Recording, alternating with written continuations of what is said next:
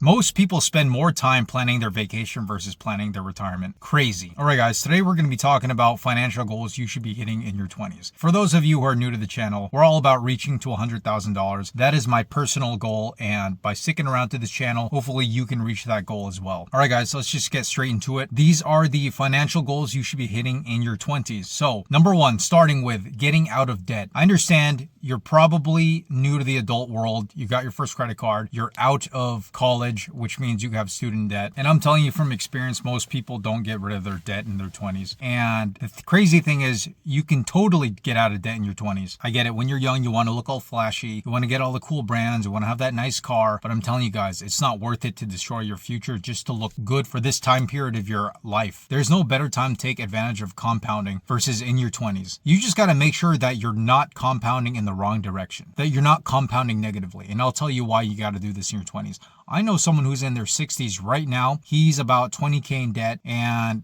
he's pretty much retirement age and he can't retire. In fact, his credit card, which is at 30-something% interest every month, just keeps stacking because he's only making the $40 minimum payment, and he thinks that's good. Guys, any credit card debt, you just got to keep at zero, okay? Only use it if you're really getting points out of it, and when I mean points, like cash back, okay? My favorite is to use this City Card by Costco, gives you 5% back on gas, and has a whole bunch of other perks, okay? And when it comes to student debt, I get it. Some of y'all are in 20, 30, maybe even 40 grand in debt. Maybe some of you even more. But I'm telling you, you can totally get rid of that if you just mathematically save your money every month and if you mathematically pay it down every month. If you have $10,000 in student debt, you can easily be putting away $1,000 every year. But do you really want to be spending 10 years paying that off? Especially if it's only $1,000. All it takes is just a little lifestyle change and some discipline. Also, what helps me a lot is just putting an automatic transfer to whatever credit that I need to pay off. All right, guys, number two, here's what you got to do in your 20s. You got to have an emergency fund. There was a recent statistic saying 47% of Americans could not cover a $1,000 emergency. Okay, if your car breaks down and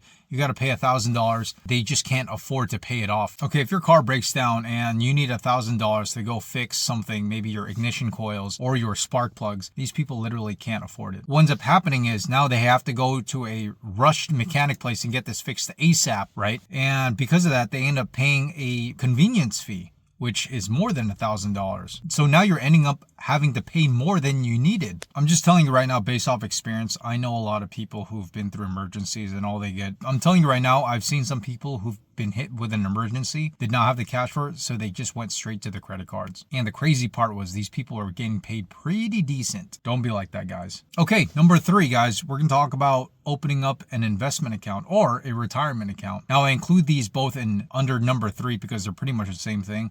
But you also got to start thinking about your future. The reason is because it's better when you start earlier. You got to take advantage of compound interest, okay?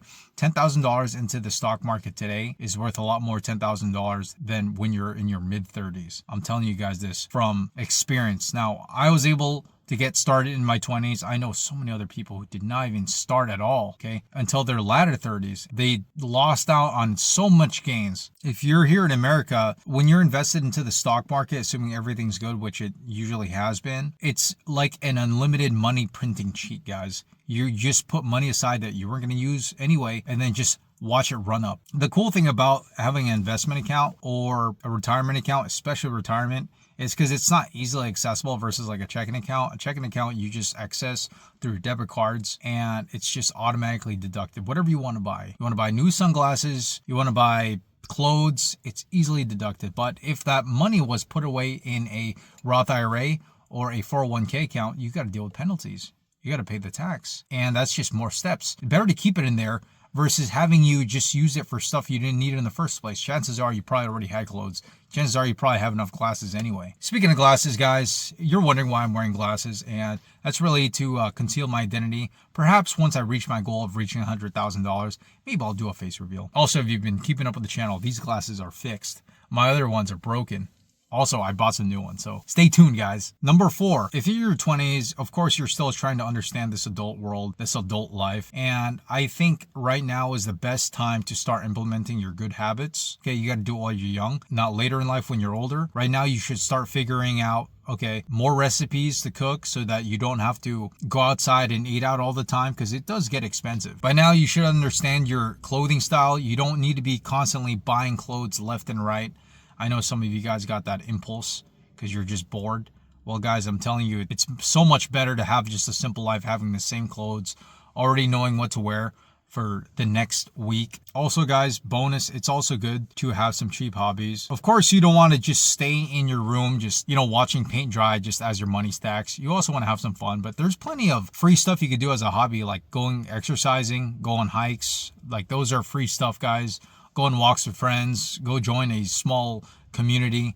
Guys, there's cheap hobbies out there. You don't necessarily need to be doing top golf. You don't need to be going to the bar a couple times a week. I get it if you want to do once a week, maybe once every 2 weeks, that's perfectly fine if you want to socialize. But guys, you need to start implementing good habits now. And also with your health, okay? When you're eating vegetables, okay, you're maintaining a good weight, you're exercising, that's less visits to the doctor, that's less complicated problems, guys. It's literally a money hack. So be healthy. Number 5 is, and it's kind of tied with number 4, but live within your means. Guys, I'm telling you, with this whole social media thing, I get it. You guys want to, Instagram, you want to Facebook, you want to update all your friends, but I'm telling you, there's a lot of fakers out there, okay? We all know that one person who is youngish and they post at a sports car. I can almost guarantee you that person, their parents either bought that for them or they bought it on credit. There's no way. Okay, as a youngin, there's no way you can afford that on your own. Okay, you see all these people going on travels. Guess what, guys? They're in debt. They just are. Most people have to go into debt for these trips because they want to fit in. They want to go to Disney World, Disneyland.